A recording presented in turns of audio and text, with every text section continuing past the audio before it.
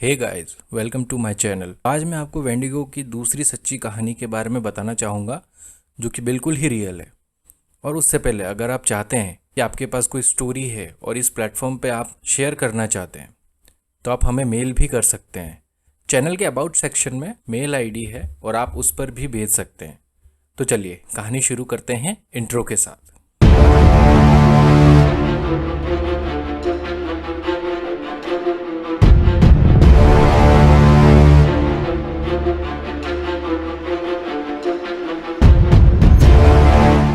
ये बात है सन 1950 कनाडा की।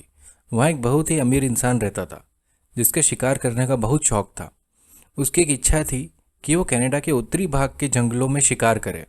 वो बस किसी गाइड को ढूंढ रहा था, पर जो भी उसको मिलता सब मना कर देते थे, क्योंकि वहाँ की बहुत सी घटनाएं गाइड ने सुनी थी, कि जैसे कि लोगों का वहाँ से गायब होना और कुछ पैरानॉर्मल एक्टिविटी नज़र आना।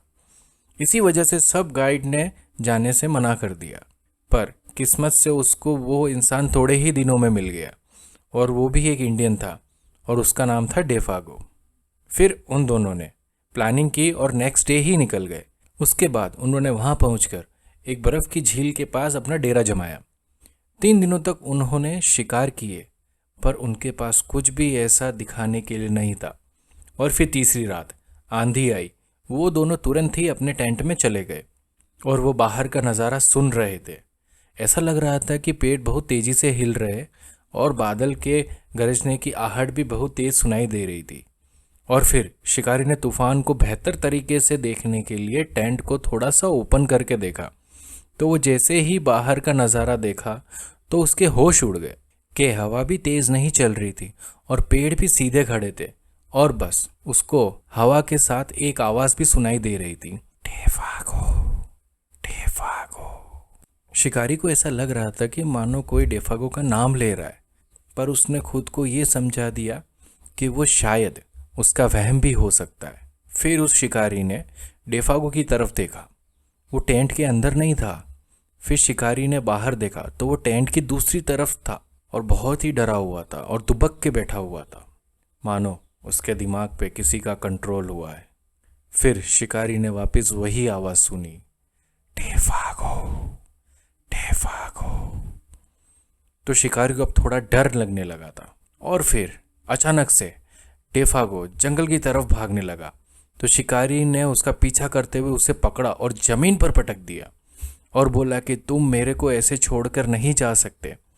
पर डेफागो के दिमाग पर किसी और का ही कंट्रोल था। फिर उसने शिकारी को धक्का देकर घने जंगल की तरफ भागने लगा और जाते समय शिकारी ने उसको चिल्लाते हुए सुना, और फिर वो आवाज़ धीरे धीरे थम सी गई। और फिर शिकारी ने उसके पैरों के निशान का पीछा किया और वो जंगल में जाता हुआ झील की तरफ गया। फिर वो बर्फ़ की एक जगह पर आ गया, लेकिन डेफागो के पैर के निशान धीरे धीरे बड़े होते जा रहे थे, और ये चीज़ शिकारी को समझ में नहीं आ रही थी कि ये हो कैसे सकता है। फिर भी उस शिकारी ने उसका और दूर तक पीछा किया। फिर वो पैरों के निशान झील के पास आकर गायब हो गए। फिर उसने सोचा तो वो पानी में डूब गया होगा या किसी जानवर ने उसे पकड़ लिया होगा। पर इन सब थ्योरी का कोई मतलब नहीं था। जब वो ये सब चीज़ सोच रहा था तो सडन वही तेज़ हवा चलने लगी और उसने वापस डेफागो के चिल्लाते हुए आवाज़ सुनी। फिर उसे सामने थोड़ा धुंधला धुंधला कुछ नज़र आ रहा था।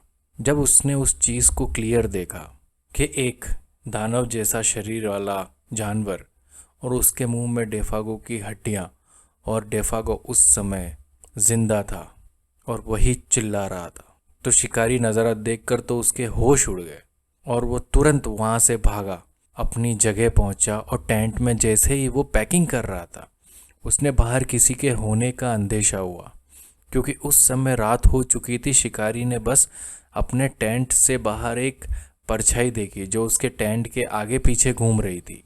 शिकारी पूरी तरह से डरा हुआ था। और फिर कुछ घंटों के बाद वहाँ से सब कुछ शांत हो गया। फिर शिकारी ने हिम्मत जुटा के टेंट से बाहर निकला और वो सीधा जंगल के बाहर आ गया। फिर कुछ दिनों बाद कुछ लोगों को लेकर वो जंगल की तरफ आया। तो फिर उन्होंने सर्चिंग चालू करी डेफागो की। तो झील किनारे हड्डियों के अलावा उनको कुछ नहीं मिला और वहाँ के लोग आज भी कहते हैं कि कनाडा के उत्तरी भाग में जो जंगल है वहाँ आज भी लोग जाने से डरते हैं। वहाँ पर बहुत सी घटनाएं हमेशा होती रहती है। कितने ही लोग अपने मज़े के लिए गए पर वो कभी ज़िंदा लौट नहीं पाए। तो दोस्तों, आपको ये कहानी कैसी लगी और क्या आप कभी इस जंगल में जाना चाहेंगे? कमेंट बॉक्स में इसका आंसर दीजिएगा। अगर वीडियो अच्छा लगा हो तो चैनल को लाइक, शेयर एंड सब्सक्राइब ज़रूर करें।